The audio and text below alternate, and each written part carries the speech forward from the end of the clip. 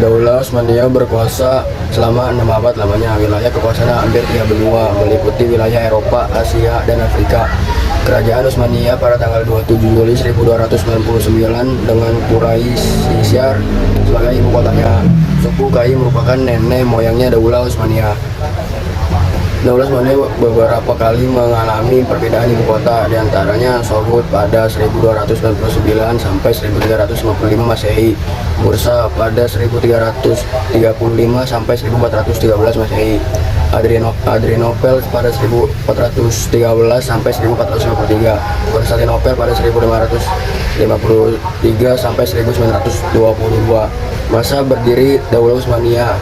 Utsmaniyah I, pemimpin pertama kerajaan Bustami, julukannya Algozi atau Ksatria, karena keberhasilan membangun persatuan suku Turki atas dasar karena Allah. Keberhasilannya mampu membebaskan Bursadi, salah satu kota di tepi laut Marmara. Mekah menjadi Busra sebagai ibu kota kerajaan yang tadinya berada di Qur'ah, Kisrah atau Istisyirah, membentuk Istisyariah, Janishari atau tentara khusus Mur'ah.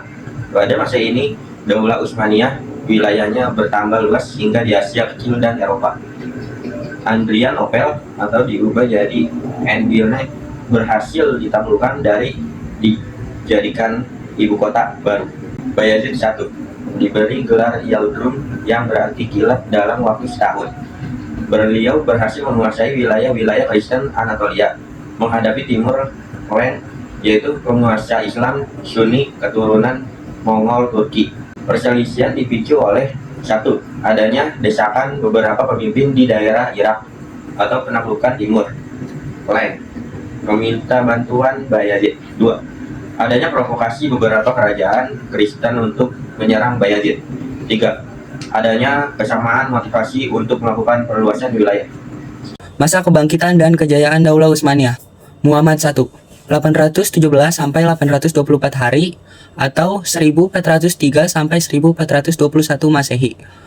Menjalin hubungan diplomatik dengan penguasa Bizantium dan Venesia agar kedua negara tersebut tidak mengganggu keadaan dalam negeri. Daulah Utsmaniyah merupakan khalifah yang sangat mencintai fuqaha, memindahkan ibu kota dari Adrianopel ke Bushihr sebagai kota para fuqaha.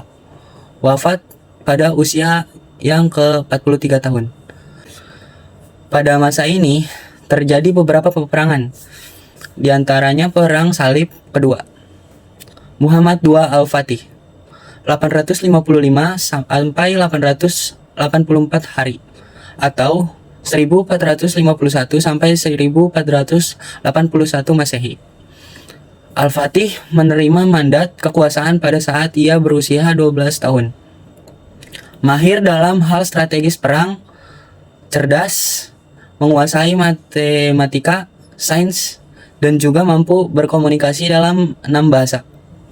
Usaha yang dilakukan Muhammad Al-Fatih dalam menaklukkan Konstantinopel. Yang pertama, membuat kesepakatan dengan negara tetangga seperti Venesia, Magyar, dan Bosnia.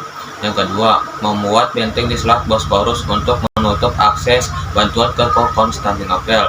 Yang ketiga, mengutus seseorang untuk memata-matai kelemahan dan kekuatan benteng Konstantinopel. Yang keempat, memerintahkan Tarkhan Pasha untuk menemui saudara kandungnya Kaisar Konstantinopel agar tidak mengirim bantuan ke Konstantinopel. Setelah masuk di kota Konstantinopel, Al-Fatih memasuki gereja Hagia Sophia atau Hagia Sophia. Saat itu dijadikan sebagai tempat perlindungan para rohib, pendeta, dan masyarakat. Konstantinopel dijadikan ibu kota Turki Utsmani dan diganti namanya menjadi Istanbul atau kota Islam. Gereja Hagia Sophia diubah fungsinya menjadi masjid, dan di kota ini juga dibangun Topkapi atau sebuah istana yang megah. Baik termasuk pemimpin yang lemah, terjadi banyak kekacauan politik, dan terjadi banyak perselisihan. Salim merupakan salah satu khalifah yang paling terhormat, giat, dan pekerja keras. Sulaiman naik tahta saat Turki Utsmani mengalami puncak kejayaan. Berhasil menguasai kota-kota besar seperti Madinah, Yerusalem, Baghdad, dan sebagian besar kota Balkan, serta menguasai Afrika Utara. Setelah lama mengalami kemunduran, Daulah Utsmaniyah dilanda berbagai krisis, baik bidang ekonomi, politik, maupun militer. Akhirnya Kesultanan Turki memasuki masa reformasi di bawah pemerintahan Sultan Abdul Hamid II dan keturunannya, yang merupakan sultan terakhir. Turki berubah menjadi negara republik pada tahun 1924 Masehi dengan nama Republik Turki. Runtuhnya Daulah Utsmaniyah setidaknya disebabkan oleh beberapa faktor, yaitu 1. Kondisi pemerintah yang lemah dan kemerosotan akhlak para pemimpin Daulah Utsmaniyah. Kemunduran Daulah Utsmaniyah dimulai ketika para pemimpin dijangkiti penyakit yang menyerang bangsa-bangsa sebelumnya. Banyak masyarakat yang terkena dengan gemerlap dunia, tetapi banyak yang meninggalkan nilai-nilai agama dan sosial. 2. Melemahnya kekuatan militer dan serangan dari bangsa Eropa sebelum terjadinya Perang Dunia ke-1 yang mengakhiri Daulah Utsmaniyah.